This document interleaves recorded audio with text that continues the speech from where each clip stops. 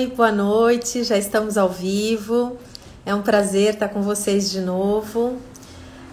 Hoje eu tenho uma convidada muito especial. Vamos ver se ela consegue entrar. Porque é a primeira vez que ela está fazendo uma live no Instagram. É minha amiga Rosane Cherno. Rosane é uma advogada muito competente, super famosa no Brasil todo, porque ela é especialista numa área que é muito difícil no direito, que é a regularização fundiária. Ela tem muita experiência, já trabalhou em diversos municípios brasileiros, aqui em São Paulo principalmente, mas eu a conheci em Brasília, porque ela foi trabalhar no Ministério das Cidades, assessorava a arquiteta Raquel Ronick, e eu estava lá na Presidência da República, como vocês sabem, né? Trabalhei lá durante tanto tempo, 13 anos, e lá nós nos conhecemos. Ela conseguiu. Isso. Tá entrando. Parece que tá entrando. Aguardando Rosane Cherno. Muito bem, amiga. Conseguiu. Ah, Que tranquilo. ótimo. Tá Muito ótimo. Deu bom. certo, viu? Deu certo, joia. É moleza, né? Eu já estava explicando aqui pro pessoal que é a sua primeira live no Instagram, Ah, no Instagram é? né? Mas você já tá famosa, né? De outras. Pois é, menina. Tô Tem- participando de várias É, ultimamente. eu vi os cards. Eu ainda não tive a oportunidade de ver uma live com você, mas eu vi alguns cards, alguns anúncios, né? Sempre falando desse tema da regularização, né, Rosane? Sim, sempre falando do tema da regularização fundiária. Então, Direito à antes. cidade, regularização, pandemia, que não tem como não deixar de falar, né, Paula? Claro. Saudade de você, viu? Fiquei Eu muito também. contente. Eu Ontem também. Ontem de ver você, o Fernando Moraes fazendo um post tão elogioso, tão Não maravilhoso, foi? Ai, eu achei demais também. Eu nem não esperava, viu? Fiquei tão feliz, né? e que Porque, faz jus a assim, você. obrigada. Porque, assim, é muito difícil, né? Me lancei numa campanha, né? Sou pré-candidata a prefeita aqui da minha cidade. E não é fácil, assim, a primeira vez que eu me candidato, não tenho estrutura, né? Não tenho apoio de ninguém. Assim, eu tô indo com a cara e com a coragem. Pelo Partido dos Trabalhadores, né? Claro que o partido, né, é um partido bem estruturado, tudo, ele dá um apoio muito assim de conteúdo para a gente. A gente tem um apoio da Secretaria de Política para as Mulheres, né? Todas as candidatas femininas. Mas assim, estrutura mesmo, né? Que você precisa, gente trabalhando profissionalmente para você, eu não tenho. Então a gente tem que fazer tudo, né? Nós mesmos. E aí receber um apoio assim inesperado, né? De um Maravilhoso. jornalista tão famoso, né, como Fernando Moraes. E ele foi assim muito generoso, né? Ele começou a fazer escolher alguns candidatos, né, pessoas em quem ele votaria. E eu nem conheço ele pessoalmente, Rosane. Alguém falou para ele de mim, falou bem de Jura? mim. Falou bem Que de mim para ele e sensacional. tudo. Aí ele falou, ele entrou em contato comigo, né? E falou que ia fazer, mas assim, no dia mesmo, eu fiquei sabendo ontem mesmo, que ele me Que pediu uma bacana. foto, né? E um breve currículo, tal. Eu mandei para ele para ajudar ele a fazer o post. E foi muito bom, assim. Eu fiquei Que muito feliz presente, disso. hein, amiga? Foi um presente.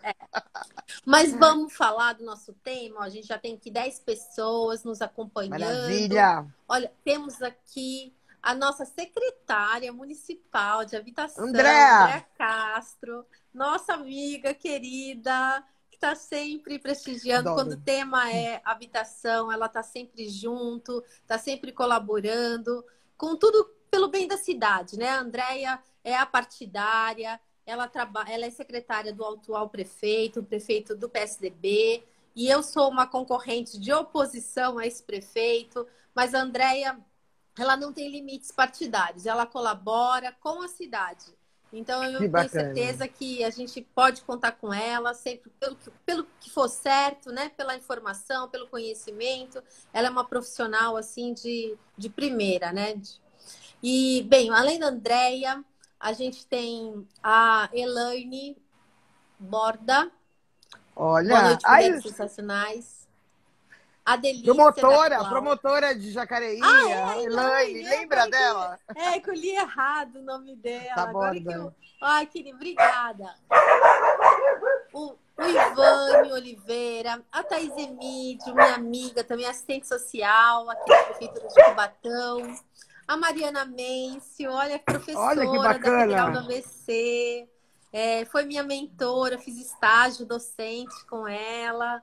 Muito Muito bom também. bacana. Professora de planejamento, né, e gestão territorial. Querida Mariana. Caio Martins também é coordenador do meu plano de governo, um jovem espetacular, você vai adorar conhecê-lo.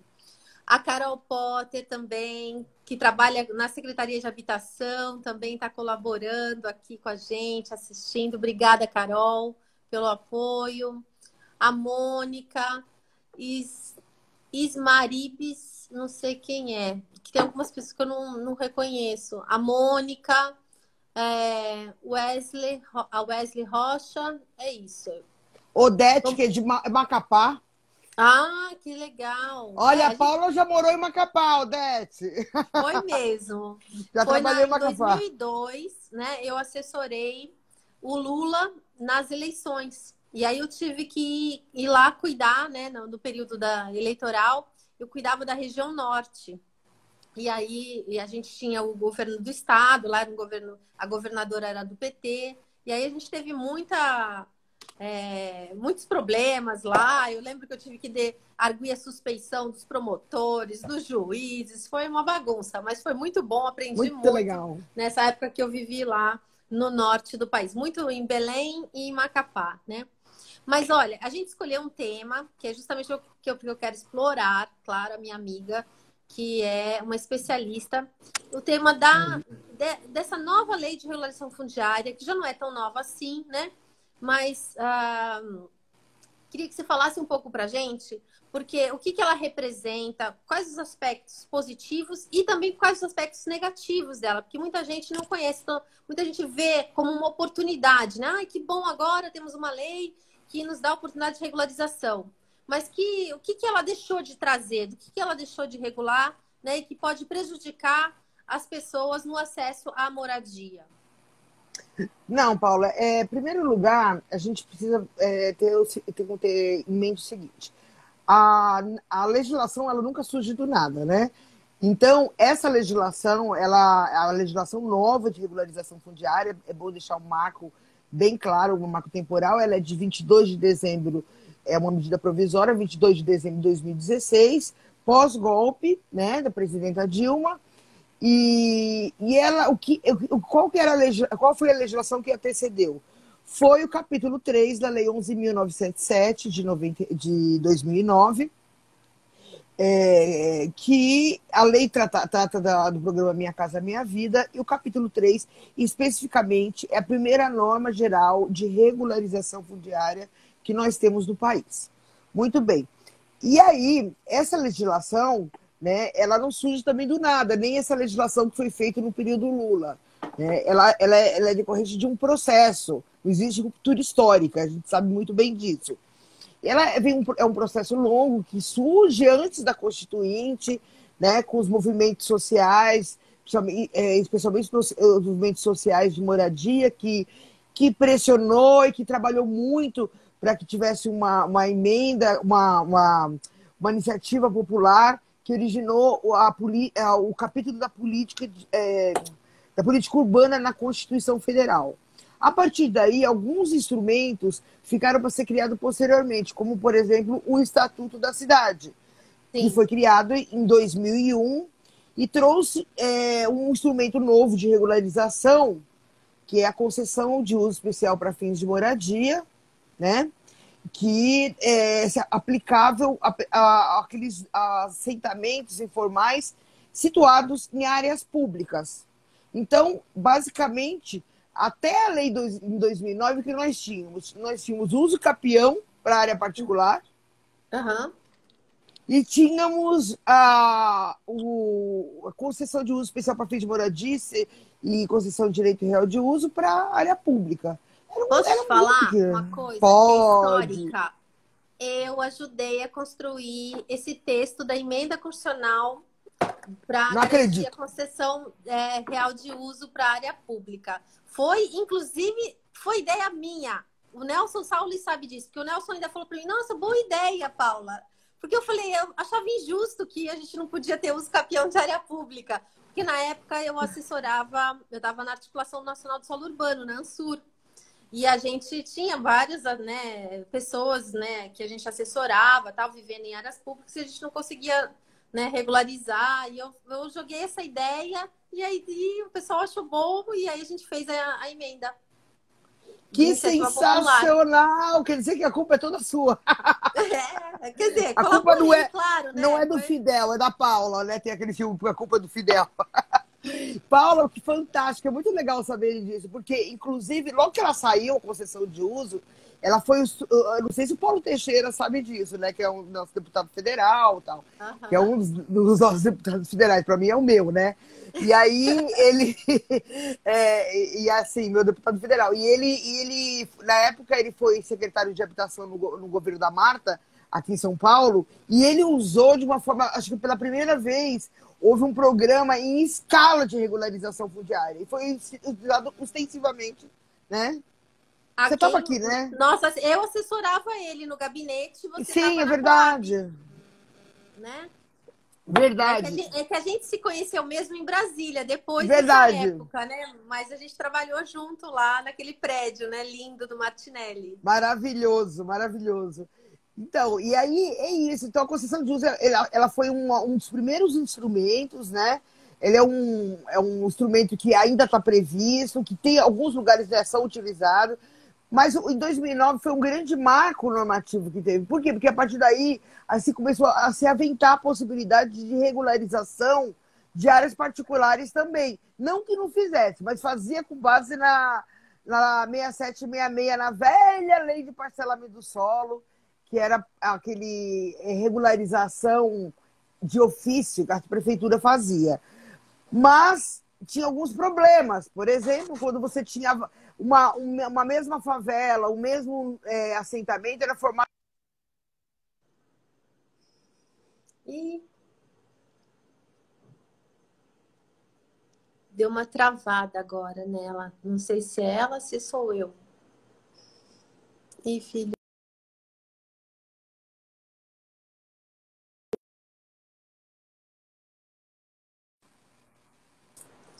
Estamos ao vivo?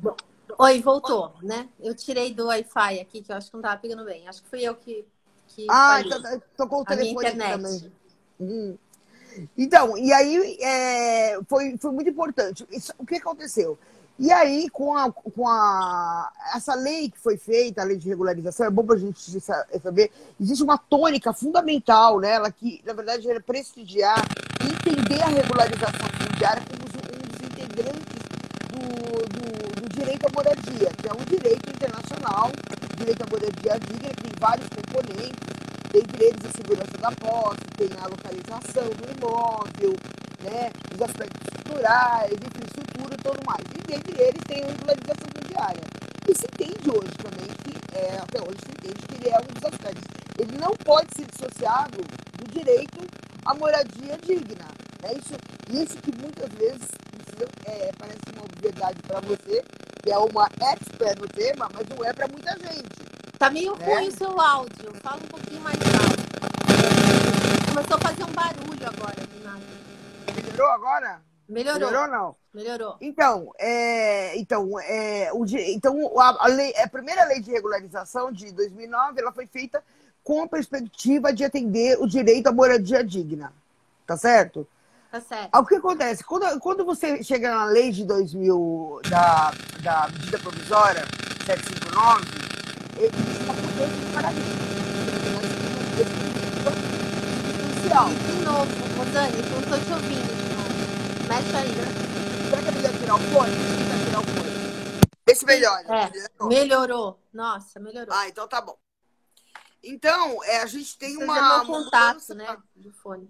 Uma mudança substancial, né? Porque você tem uma mudança na verdade, não é uma mudança de governo, você tem uma mudança de filosofia política, né? Você tem um neoliberalismo entrando porque se sentia ressentido de ter sido de uma forma desprestigiado tanto tempo.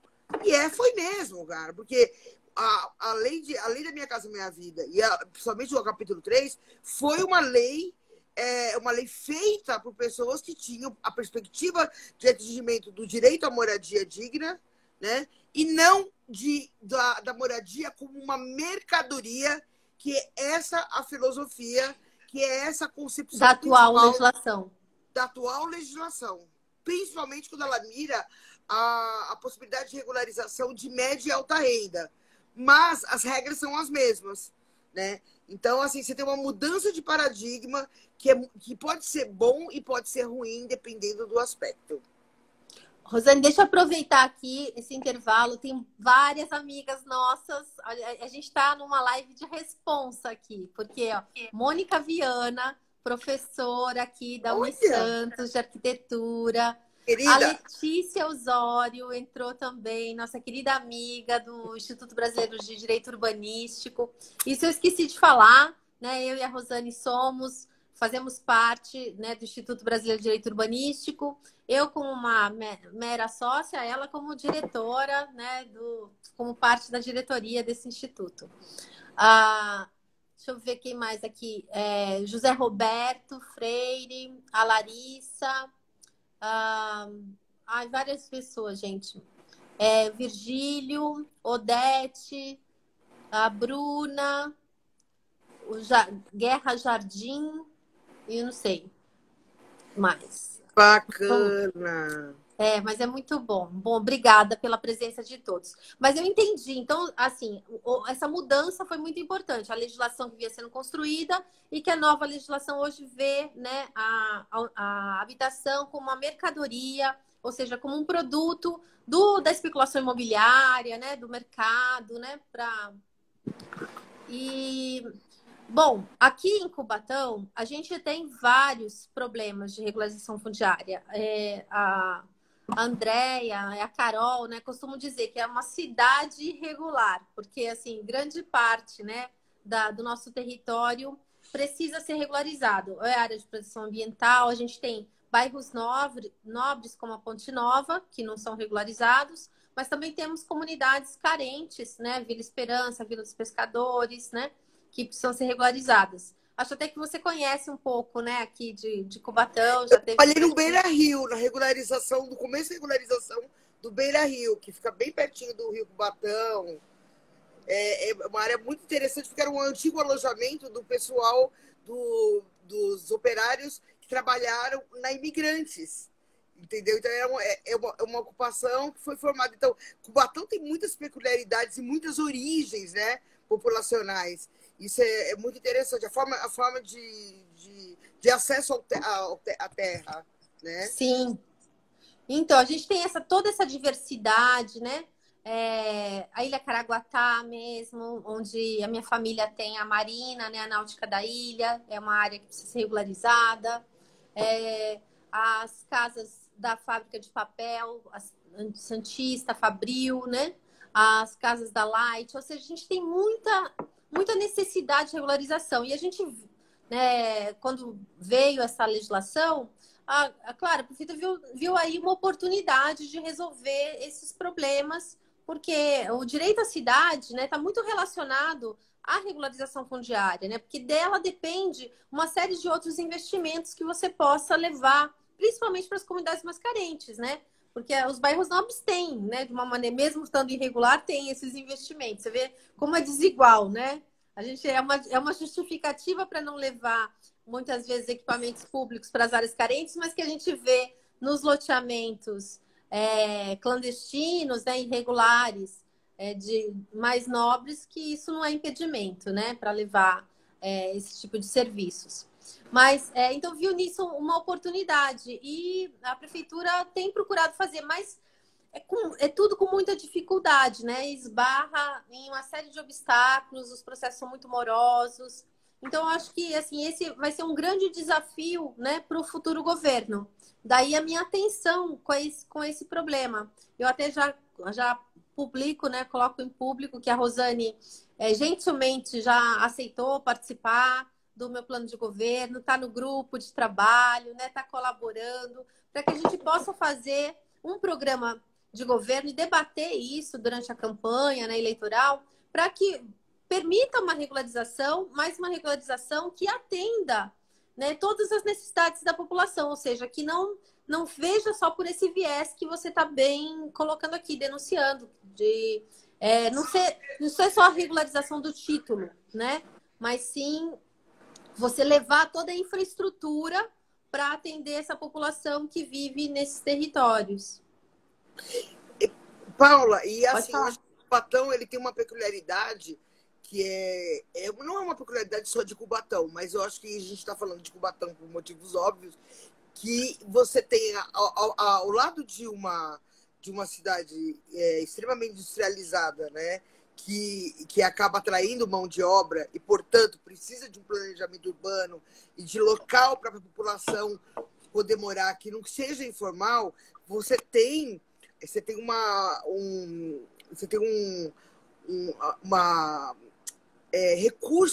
recursos ambientais extremamente interessantes, né?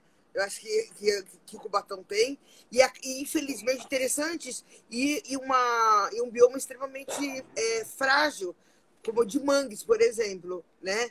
E aí o que acontece? A população de baixa renda ela acaba procurando locais que não é possível construir no mercado formal.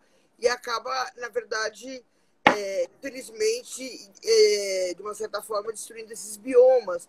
Né? Então, assim, eu acho que o programa de governo, o ideal, né, que eu acho que e é isso que eu acho bacana na sua candidatura, é que a gente precisa tem que ter, no mínimo, você tem que ter provisão, né, que eu acho que é o que você está pensando, provisão de habitação, você tem que ter regularização fundiária e planejamento urbano. E sem esse tripé, né, dificilmente não se sustenta parte desse tripé não sustenta uma política habitacional. Entendi. Não adianta fazer só provisão de habitações, né? Achando que isso vai resolver o problema do déficit de moradia. Cuidar do trabalhar passivo. com regularização e planejamento. E Cubatão, acho que você sabe disso, né? A gente não tem plano diretor há mais de 20 anos. O nosso plano diretor é de 98. Ou seja, antes de eu entrar na prefeitura, né? Eu entrei em 99, né, no concurso, né? Passei em 2000, ou seja, eu sou mais nova na prefeitura do que o plano diretor. Nossa, ele não passou, é verdade. Ele não foi renovado nem na campanha do plano diretor que foi feito pelo Ministério da Cidade. Não.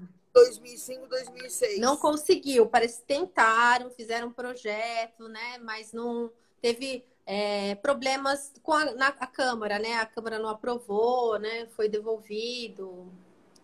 Nossa, isso é muito grave, né? Porque como você não tem planejamento urbano algum. Então, você vai cuidar sempre. A Andréa faz isso muito bem, a gente sabe. A Andréa é maravilhosa, né? Parabéns, Andréa, querida. Ela faz um trabalho de fôlego hercúleo, aí eu não sei como que ela consegue com tão pouca legislação, né? De urbanística atualizada. Né? Mas eu acho que é muito legal isso que a gente estava conversando, a importância de se pensar em São Paulo agora, a gente está fazendo embora não seja um governo democrático, né, progressista, eu tô no Conselho Municipal de Habitação. E a gente está trabalhando em grupo, junto com a prefeitura, igual peso, tá? Nós estamos trabalhando, fazendo uma lei municipal de regularização fundiária. E está ficando muito bacana. E só não foi aprovada porque ela tem que passar pelo Conselho, e aí parou tudo por causa da pandemia. Né? Entendi. Então, assim, eu acho que e tem muita coisa para ser feita em Cubatão. Então, principalmente a compatibilidade dessa nova legislação naquilo que for interessante para o município, porque, lembrando, a lei de regularização fundiária é uma norma geral de direito urbanístico. Quem faz a norma específica é o município, tá certo? Então, faltaria a gente fazer isso, essa norma específica aqui no âmbito municipal para... Ou uma norma específica, ou tá integrante do plano diretor. Sim, eu acho que é mais ou incluir isso na revisão do plano. Diretor, né? E já que está extremamente desatualizado, que seja contemplado o município de Mariporã, né, que tem até uma colega, Camila, né, que era secretária de habitação, eles estão fazendo um plano diretor, revisando o plano diretor, incluindo um capítulo de regularização fundiária, por exemplo, já prevendo os novos instrumentos, entendeu? Os novos Entendi. instrumentos estão na 13465. Ficou bem bacana. E aí, se você ver, por exemplo, lá, essa nova lei, eu não estou falando dela como forma profissional, vou falando inserindo aos poucos para não ficar muito chato. Ela fala o seguinte, que não é obrigatório o município implantar infraestrutura para titular. E isso é um dos motivos que nós somos nós que vimos militando pelo direito à moradia, direito à cidade, direito urbanístico. Todos nós somos completamente contra, porque, né, isso aí significa criar uma cidade de papel, uma cidade precarizada do ponto de vista da infraestrutura. E hoje, com a pandemia, né, que na verdade acaba potencializando todos os aspectos negativos de tudo, né? A gente está vendo o estrago que está fazendo a ausência de infraestrutura. E vamos ver por muito mais anos ainda. Sim. E aí, uma das coisas. E aí, por exemplo, nesse plano diretor, que é uma ideia que fica para vocês, que eu acho muito bacana, ele prevê o seguinte: que lá no município, aqui não, aqui lá no Mariporã, aqui vai ter que fazer infraestrutura para ter regularização fundiária. Então, assim, eu acho. E aí, isso está dentro, né, da distribuição de competência. O município ele é empoderado, ele tem essa competência para dizer, da norma geral, o que ele quer utilizar ou não, né, Paula? Isso que é importante. Você já fez um monte de legislações federais, você sabe como é que funciona, né? Eu acho que é bem bacana isso. E aproveitando, você acha que é possível a gente trabalhar assim regionalmente no âmbito da Baixada Santista, da região metropolitana? Porque eu vejo que, por exemplo, o problema que a gente tem aqui em Cubatão, ele é muito semelhante a São Vicente, a área continental de São Vicente, inclusive que são cidades conurbadas, né? Com Santos também, a área continental de Santos, né? Que está conurbada com Cubatão. Então, o que eu penso assim, justamente essas áreas que estão conurbadas, que são as áreas periféricas das cidades, né? No caso de Santos e São Vicente, é o que a gente chama de área continental, porque o filé mignon assim, da cidade, né? Tá na ilha, né? Que onde tem a infraestrutura daquelas cidades. Se a gente podia pensar um planejamento de regularização fundiária no âmbito regional, como que essa escala regional poderia colaborar. Eu acho que é Porque fundamental. Não existe competência, né, regional para uma legislação desse nível, eu sei disso. A legislação seria municipal, mas talvez os estudos, os processos, a gente possa se apoiar. Eu acho que é fundamental, mesmo porque, como se fala, a gente tem um déficit habitacional enorme no país, em São Paulo, 1.500.000 pessoas, o déficit de São Paulo. Isso dado bem desatualizado, né? E aí eu acho assim, é fundamental quando se pensar numa política de planejamento urbano, você que faz parte da regularização fundiária, né, que a gente é integrante da regularização fundiária, é integrante dela, que isso seja feita também numa perspectiva regional, principalmente quando você tem municípios conurbados, como é o caso da Baixada Santista, né? E que além de ter aspectos semelhantes, você tem uma conurbação que faz com que praticamente você tenha uma identidade de território não quase que única, praticamente. Mesmo que a gente saiba que a divisão territorial seja diferenciada, ele tem a sua, né? Cada um a sua autonomia municipal, etc, etc. E, por exemplo, essa questão de destinação de espaços para habitação de interesse social ou de preservação ambiental, né? Então, você vê, a gente reconhece algumas experiências. Por exemplo, eu faço um plano diretor, eu tenho um município, eu não vou citar nome de um determinado município X, e aí no limite do meu município, no limite leste do meu município, eu destino aquela área para habitação de interesse social, que é o melhor lugar, etc, etc. Bom, eu tenho um município Y, e na minha região oeste, que se junta com a outra, eu quero deixar uma área de proteção fazer um parque, uma área de proteção ambiental, alguma coisa do gênero, né? Uma área de preservação ambiental de alguma forma. Né? E é óbvio que essa área habitacional vai pressionar aquela área. Então, não existe planejamento em áreas conurbadas que ela não seja feita de forma integrada. Né? Não adianta regularizar essa área se ela não dialogar. Não estou falando só de áreas limites, não. Eu estou falando num extremo. Né? Se ela não dialogar com os municípios vizinhos, é muito complicado. Então, acho que a importância é muito importante se pensar, né, uma quimera, né, porque é muito difícil, a gente sabe disso, mas um plano regional integrado, um planejamento urbano integrado entre os Olha, municípios. você sabe que a gente está com uma experiência aqui na Baixada Santista muito interessante. Pelo menos dentro do Partido dos Trabalhadores, nós reunimos todos os pré-candidatos da Baixada. O PT tem pré-candidato das 9 cidades, tinha em 8. Infelizmente, um dos nossos colegas faleceu, então nós temos hoje 7 pré-candidatos. Mas aí nós nos reunimos e temos discutido e feito até lives, assim, né? Semanalmente, para discutir temas que são as funções públicas de interesse comum, né? Então, falamos já de mobilidade urbana. Na próxima live, na semana que vem, vamos falar de saneamento, pensando no novo marco regulatório. E vamos falar também de habitação e regularização fundiária. Está previsto nessa agenda aí de trabalho dos pré-candidatos, justamente tentando fazer com que cada um de nós tenhamos nos nossos programas de governo pelo menos um capítulo, né, que fale sobre o desenvolvimento regional e que ele seja comum, porque eu acho que já é meio caminho andado, né? Se a gente constrói junto esse programa, a gente tem mais condições de realizá-lo. E é claro que eu já inseri ali, né, a proposta do consórcio, né, intermunicipal. Eu falei, gente, não pode. Eu falei, eu fiz a lei dos consórcios, eu ajudei a montar consórcio no país inteiro. Não é possível que na minha região não tenha um consórcio de municípios. É a casa de ferreiro, espeto de pau, né? E então já inseri a ideia da gente fazer um consórcio na região, porque a Agência Metropolitana, ela tem um papel, claro, mas é um papel que é o do governo do estado, que quem manda na AGEM, ela é um departamento do governo do estado, é um órgão do governo do estado.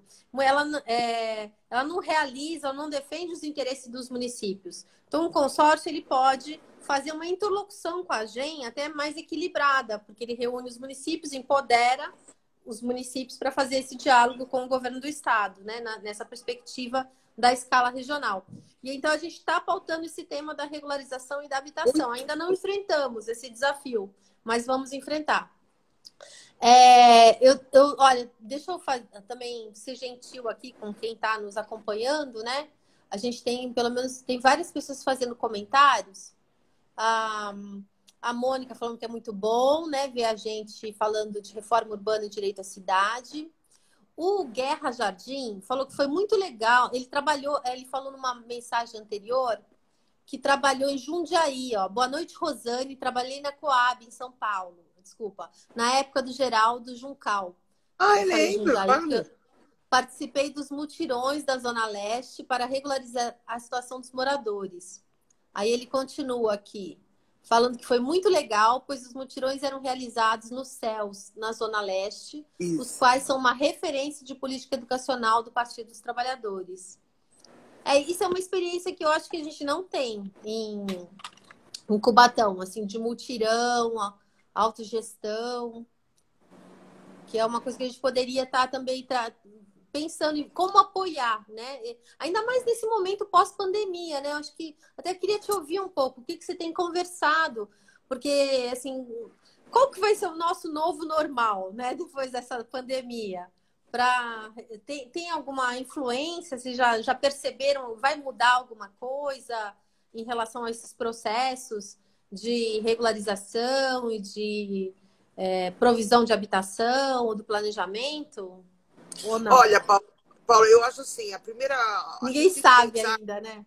Ninguém sabe, mas assim, alguns sinais a gente já vê. Um deles, que é um sinal que eu acho que quem trabalha está bem preocupado, é a retração política, econômica. Econômica. Retração econômica é algo que desfavorece qualquer prática de, de, de, de planejamento de gestão urbana. É um desafio muito grande, inclusive para você, quando for prefeita.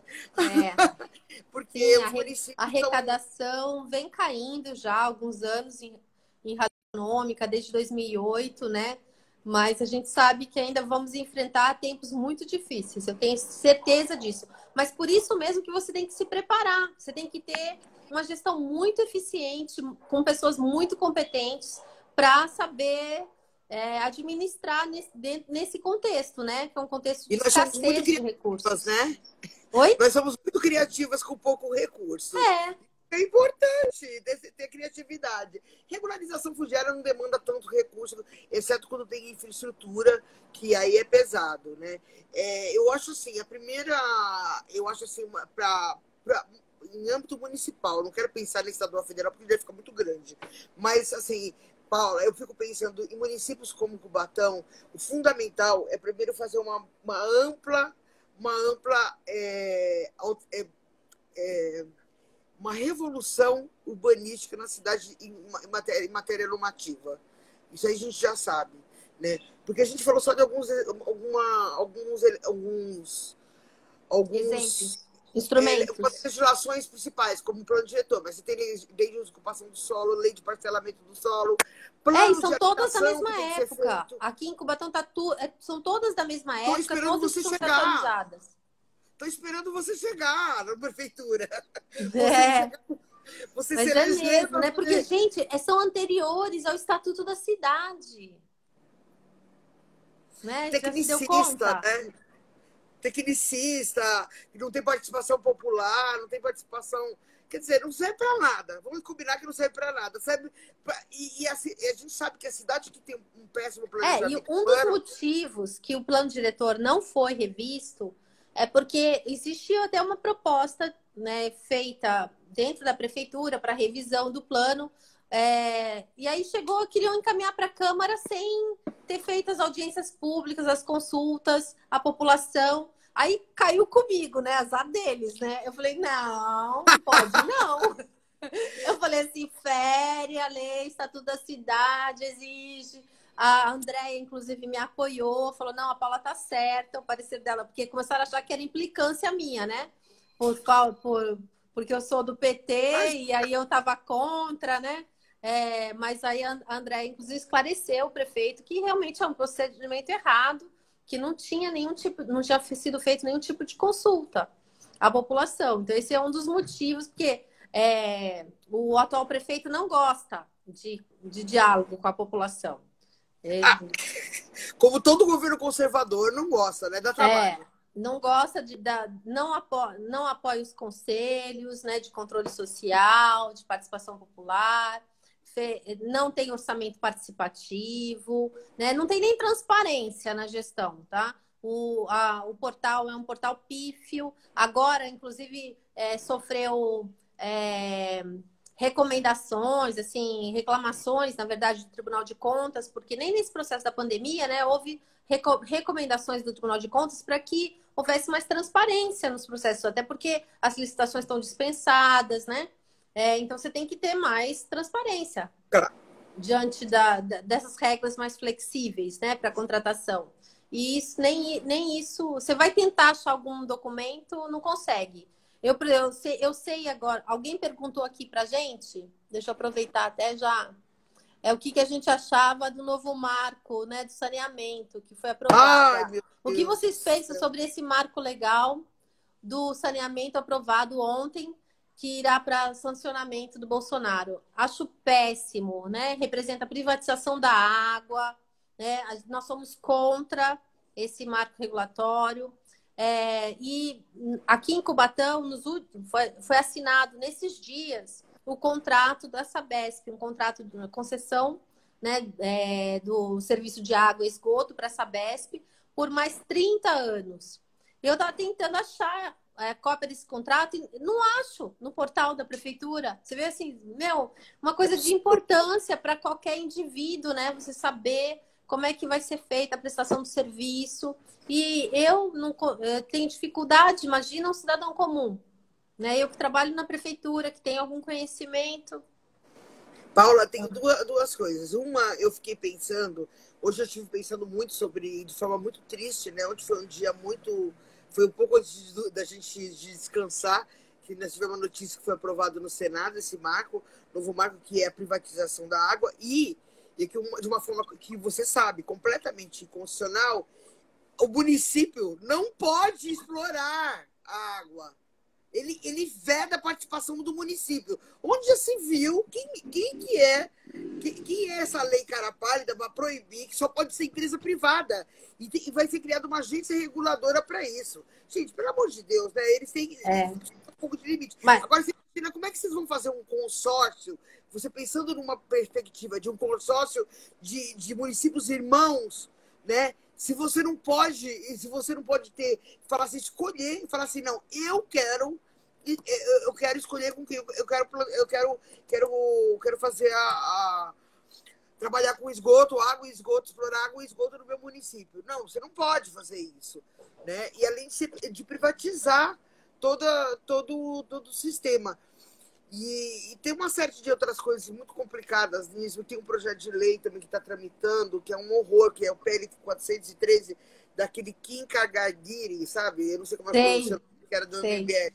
Eu já fiz um debate com ele em Santos.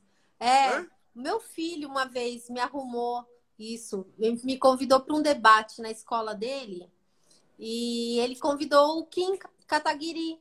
E aí eu era mediadora do debate entre o Kim Kataguiri e os petroleiros. Eu falei, meu Deus! Por isso que ele ficou daquele jeito. Então, e aí o projeto de lei horroroso, que ele faz o seguinte, eu vou te falar o que tem a ver com o marco de saneamento. Tá. Ele permite que você contrate uma empresa privada que vai fazer a regularização fundiária, e aí ela pode pedir dinheiro emprestado para uma securitizadora, por exemplo, e o pobrezinho, o morador de baixa renda, o imóvel dele vai ser alienado fiduciariamente. Ou seja, se ele não pagar, inclusive a benfeitoria que tiver em cima, a construção que tiver em cima, ele vai perder.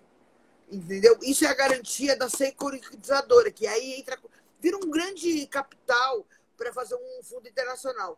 E, obviamente, que esse projeto de lei está se entrelaçando com esse novo marco do saneamento, que é esse projeto da privatização da água era já uma intenção do Serra há muitos anos. Né? Ele já tinha esse esforço, assim, a proposta, né, de emenda constitucional para transformar a água num bem, né, e permitir a sua privatização. Só que entrou o governo Lula em 2003. E aí nós suspendemos toda essa agenda de privatização e, ao contrário, né, construímos uma agenda de fortalecimento do Estado.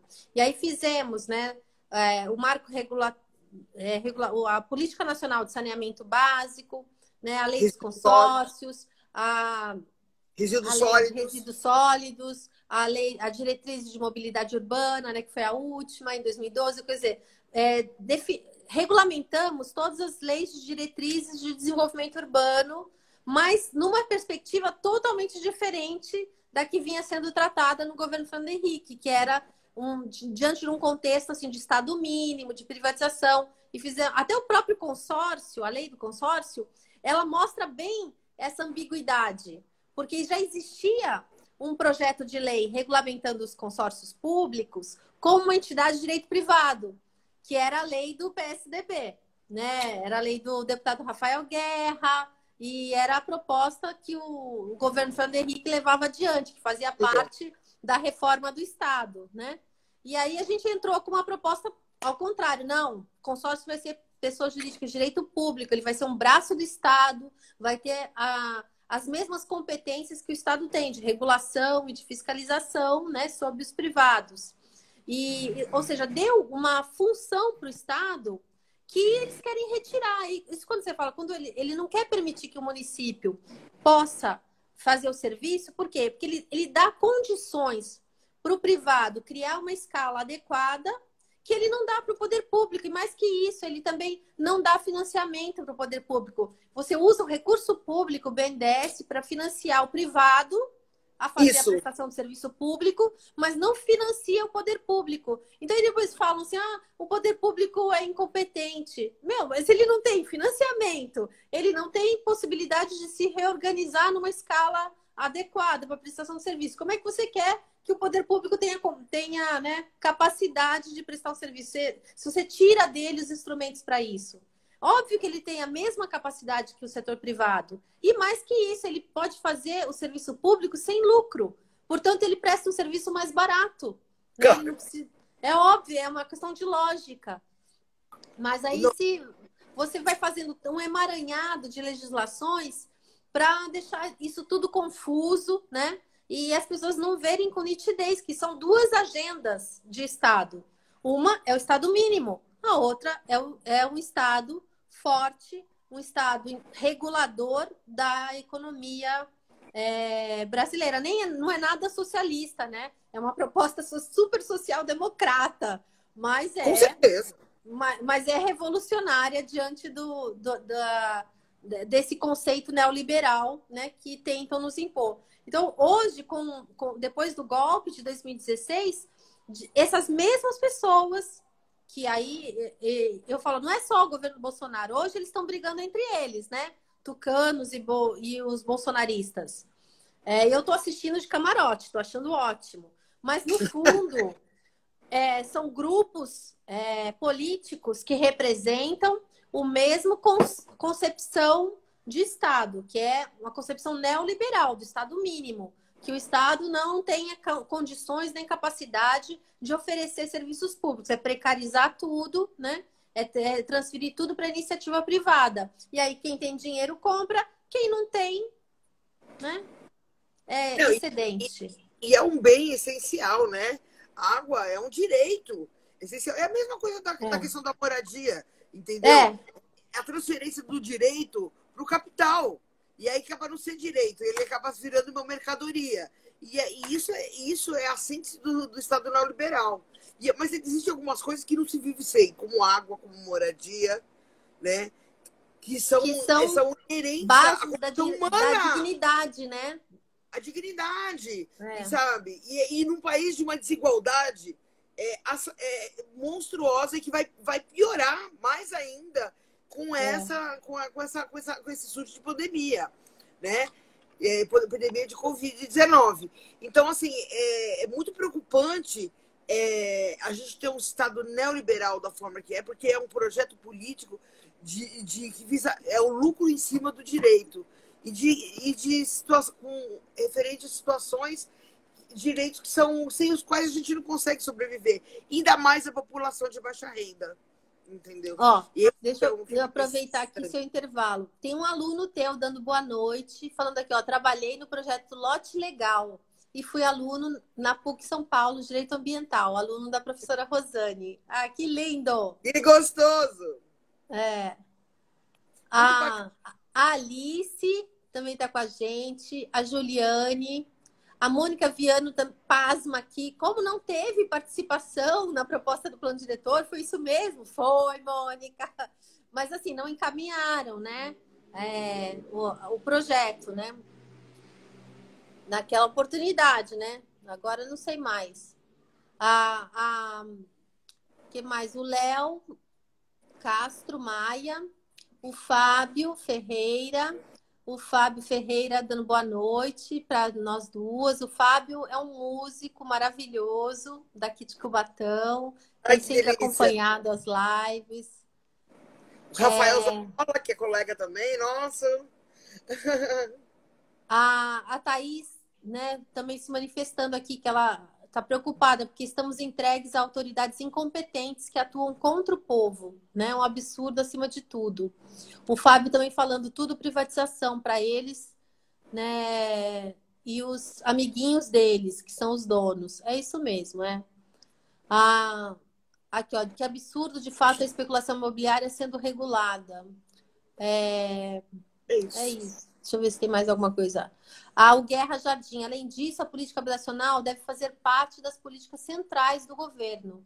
Pois São Paulo não avançou mais, salvo o melhor juízo, na época do Haddad, por 3 anos, a SEAB ficou na mão do PP. Ele falou, eu também acho, viu? A mesma coisa, eu acho, a gente não tem compromisso nenhum com os erros dos governos do PT. Eu falo isso. Eu acho que a gente tem que assumir o que foi feito errado, tem que rever e tem que fazer melhor. Eu venho, né, de uma experiência que eu considero uma experiência de sucesso no governo federal, que foi o governo Lula e o governo Sim. Dilma. Mas também nós tivemos erros.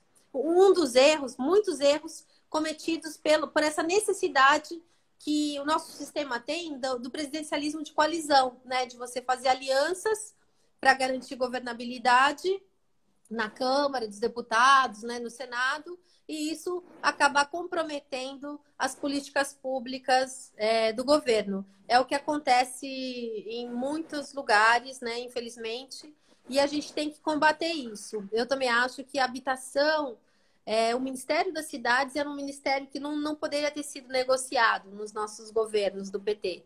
Foi uma pena, né? Você viu que foi, se mudou, né? Quando era o Olívio, tínhamos a Hermínia Maricato, né? A Raquel Ronick, com quem você trabalhou, né, Rosane? Sim. E esse era assim, de uma magnitude, né, o Ministério das Cidades. Depois ele foi definhando, definhando, definhando. Hoje nem existe mais, né? Hoje virou um departamento dentro de um Ministério de Departamento, Desenvolvimento Regional, não é isso? é isso. E cada vez vai diminuindo mais, né? Vai É, diminuindo mais, diminuindo o recurso para habitação, que eu acho que é importantíssimo a gente ter uma questão orçamentária também para não só para provisão, mas também para regularização fundiária, e a gente vai estar com problemas graves, mas existem muitas alternativas. Tem municípios que já estão conseguindo recursos externos para infraestrutura, né? Eu acho que a gente vai passar por momentos difíceis. Mas, como eu disse, eu acho que a gente já passou. Na primeira gestão do governo Lula, a gente não tinha recurso algum, né? Pegamos um estado falido e fizemos uma série de coisas super bacanas, com muita criatividade, com campanha de plano diretor, mudanças legislativas, que não precisa de muito. E vocês já têm um know-how no município de Cubatão, tem muita gente boa, né, trabalhando. A E eu acho que isso Carol, que está aqui com a gente, servidora pública, né? Eu mesmo sou servidora pública.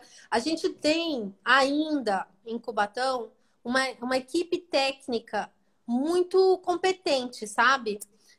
Até porque, assim, a Cubatão, ela é uma cidade rica, comparada com as cidades, né, vizinhas, com as cidades brasileiras. Cubatão tem uma renda per capita muito alta. Então, nós também tínhamos capacidade, né, de atrair com bons salários, tal, profissionais da mais alta qualidade. Mas isso veio assim sendo deteriorando. Este governo assim começou logo no início mudando, fazendo uma reforma administrativa, retirando todos os direitos dos servidores públicos. E quando nós tentamos ainda nos mobilizar, né, contra essa reforma, jogaram bomba, né, assim, dispersaram as manifestações. E hoje, o que eu estou trabalhando numa área que é muito assim de assessoria a recursos humanos. O que eu mais faço é parecer de aposentadoria. Porque tá todo mundo que pode, né, por tempo, proporcionalmente, está se aposentando. Então a gente vai assim, tá perdendo, nós estamos perdendo cabeças assim, profissionais muito competentes. E estamos perdendo para o mercado, né? Porque eles estão saindo, prestando outros concursos também. Quem não pode se aposentar está prestando outro concurso, está indo para outras cidades. E aí a situação vai ficando cada vez mais difícil. Então eu acho que o que a gente precisa, né, para uma próxima gestão, a gente precisa ganhar o coração das pessoas, sabe? Mobilizar as pessoas para voltar a acreditar na cidade, voltar a acreditar na eficiência, na gestão pública, né? Sonhar de novo, né, com uma cidade mais inclusiva, mais justa. E eu acho que isso se faz com muito diálogo. Então, assim, a primeira coisa é, sabe, tentar reestruturar nos bairros, comitês, assembleias, rediscutir com a comunidade, porque se a gente não ganhar a comunidade para fazer junto esse trabalho, ele não pode ser um trabalho técnico só, né? Ele tem que ser um trabalho em que você inclua as pessoas, que as pessoas se comprometam e que colaborem com ele. Eu vejo, por exemplo, nesse momento da pandemia, o prefeito está perdendo a oportunidade, ele podia estar trabalhando junto com a comunidade, entendeu? Orientando a comunidade para ajudar uns aos outros, Paula, orientar. com relação a isso, eu acho que assim, o que está deixando, uma das lições que deixa de positivo esse estado de pandemia que a gente está vivendo o governo aprender sobre o potencial de organização comunitária que a gente viu de uma forma surpreendente, rápida, eficiente, com poucos recursos, que aconteceu agora na pandemia. Né? A gente já é partidário, a gente sempre acreditou nessa organização comunitária, a gente sempre defendeu bastante, né? E agora a gente vê um Estado como esse, que enquanto o Estado estava perplexo, perguntando, trocando ministro, sabendo se vai ter exame em máscara, vai ter exame em máscara, pode usar máscara, não pode usar máscara, as comunidades ergueram os braços, ergueram a manga e falaram, não, vamos trabalhar, vamos fazer sabão em casa, vamos fazer rede de distribuição de alimentos. Então, esse potencial organizativo da população, isso aí eu acho que é uma grande lição, né? E às vezes, muitas vezes, para prefeitos que não têm uma tradição democrática, isso talvez seja uma coisa complicada. Como assim? Não precisam do Estado para tudo isso, né? Mas eu acho que a gente que tem uma trajetória de trabalho, de ouvir a comunidade, de trabalhar junto com a comunidade e de se construir junto com o conhecimento técnico, né? Eu acho que a gente tem que ficar de olho, que eu acho que isso é sensacional, né? Sim. Eu só queria voltar mais uma coisa Fala porque a gente vai ter que ir para o finalmente mesmo. Já são quase 8 horas, a gente deve ter alguns minutos só. Então vou agradecer aqui a oportunidade. Não, mas calma, ainda tem. Quando tiver 1 minuto, ele me avisa. Aí eu te aviso. Então tá bom. Então, deixa eu falar uma coisa do Banco de Saneamento. Você vê que é uma legislação tão oportunista que, na verdade, o que foi vendido, o que o governo vendeu e o que os deputados venderam um para o outro, né, do Centrão, é que, na verdade, o saneamento ele precisava ser votado imediatamente por causa da pandemia. Quer dizer, mostra má fé e oportunismo, porque não souber ler uma coisa e disseram outra para a população. Então, eu acho que é isso que a gente tem que também ficar de olho com esse centrão aí, voltando para a política federal.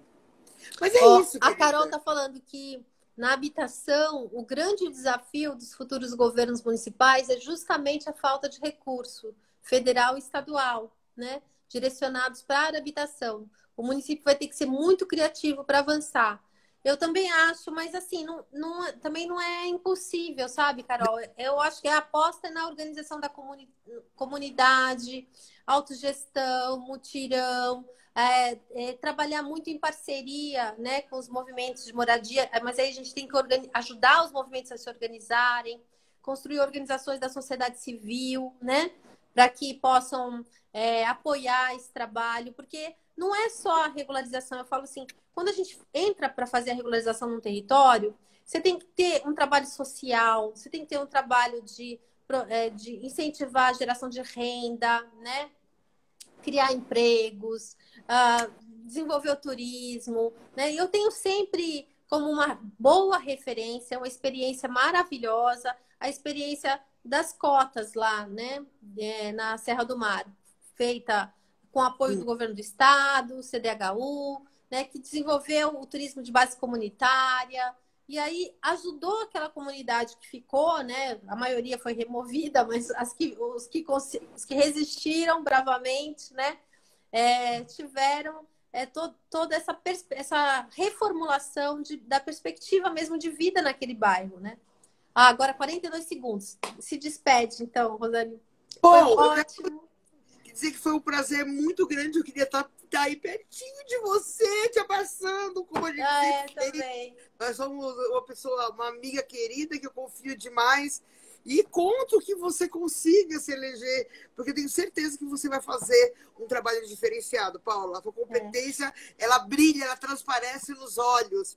E pode contar comigo para o que der e vier, querida. Tamo Ai, junto. obrigada, obrigada. São 10 segundos. Olha, eu digo assim que, mesmo que eu não ganhe eleição, eu acho que o importante eu já estou Vai fazendo. ganhar.